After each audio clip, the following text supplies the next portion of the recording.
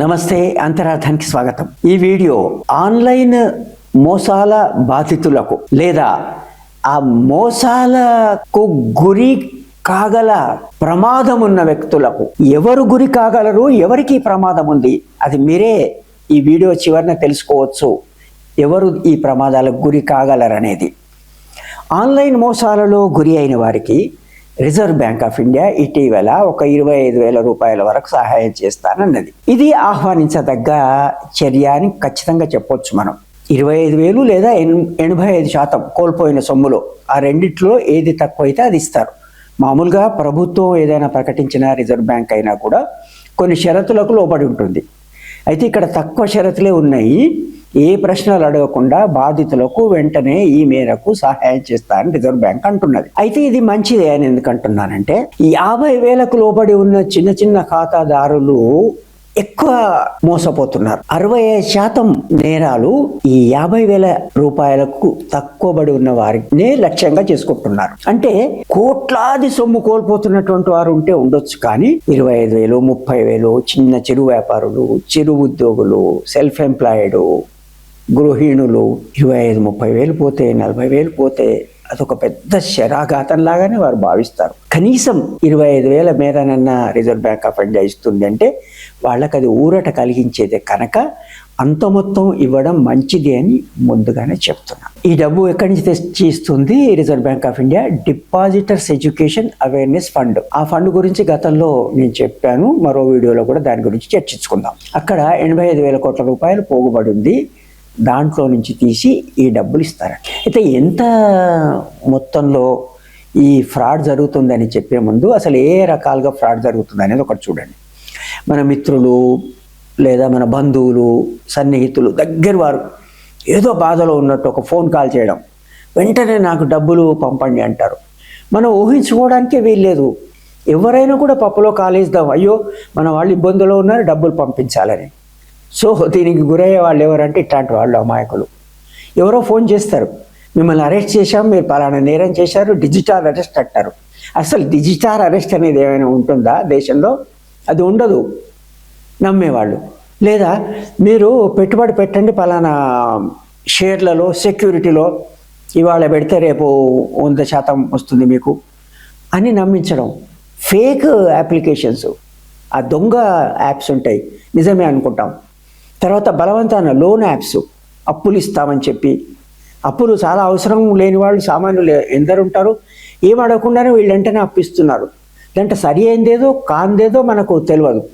ఇట్లా అంటే ఒక పక్క అప్పులు అని చెప్పి, షేర్ సెక్యూరిటీ మార్కెట్లో అని, మీకు లాటరీ తగిలిందని రకరకాలుగా మోసం చేసి మన వివరాలు సేకరించి, మీ డేట్ ఆఫ్ బర్త్, తర్వాత మీ బ్యాంక్ అకౌంట్ నెంబరు, పాస్వర్డ్లు, మీరు ఏదో ₹1 కట్టండి, ₹2 కట్టండి అని ఈ రకంగా చేసి మోసం చేసి ముంచేస్తున్నారు. అట్లా ఆన్లైన్ ఫ్రాడ్ ఎంత మొత్తంలో జరిగిందంటే ఈ సంఖ్య చూడండి. రిజర్వ్ బ్యాంక్ ఆఫ్ ఇండియా చెప్పింది 16,569 కోట్లు. ఎప్పుడు? ఈ సంవత్సరం మొదటి 6 నెలల్లో, 2024-25 అంటే నడుస్తున్న ఆర్థిక సంవత్సరంలో మొదటి 6 నెలల్లో 18,386 ఫ్రాడ్స్ జరిగినాయి. అంతమంది మోసపోతే 16,569 రూపాయల మేర మోసానికి గురైంది. అంత సొమ్ము. మరి ఎవరో ఫోన్ చేస్తారు, ఆ ఫోన్ నెంబర్ ఉంటుంది, కానీ వేరే వాళ్ళ ఫోన్ ద్వారా చేస్తున్నట్టుగా ఉండి ఆ ఫోన్ ట్రేస్ చేయడం కష్టం. బ్యాంక్ అకౌంట్ నుంచే పోయేది, అది ఇంకొక బ్యాంక్ అకౌంట్కి పోతుంది. అయినా కూడా ఏ బ్యాంకు నుంచి వెళ్ళింది డబ్బు, ఏ బ్యాంకులోకి వెళ్తుంది, వాళ్ళు ఎవరు అని ఎంత కష్టపడ్డా కూడా పోలీసు వ్యవస్థకి సంబంధించిన వ్యవస్థలు పట్టుకోలేకపోతున్నాయి వాళ్ళని. కనుకనే ఇంత పెద్ద మొత్తంలో ఫ్రాడ్ జరిగింది. ఈ అప్పుల ద్వారా చేసుకున్నది ఇంకా ఎక్కువ ఉన్నది. అది లోన్ యాప్స్ ఉంటాయి కదా, అది మొదటి 6 నెలల్లో 21,367 కోట్లు.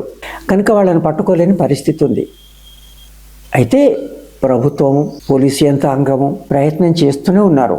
కొత్త టెక్నాలజీ, ఆర్టిఫిషియల్ ఇంటెలిజెన్స్ ఇవన్నీ వస్తున్నా కూడా ఆ దొంగలకు కూడా వీటిని ఎట్లా ఉపయోగించుకొని మోసం చేయాలో వాళ్ళ నైపుణ్యాన్ని వాళ్ళు పెంచుకుంటున్నారు. అయినా ప్రభుత్వ యంత్రాంగం ఎప్పుడో ఒకప్పుడు ఇది జరగకుండా చూడగలిగే స్థాయికి చేరుకునే ప్రయత్నం చేస్తుంది, ఖచ్చితంగా చేరుకుంటుంది.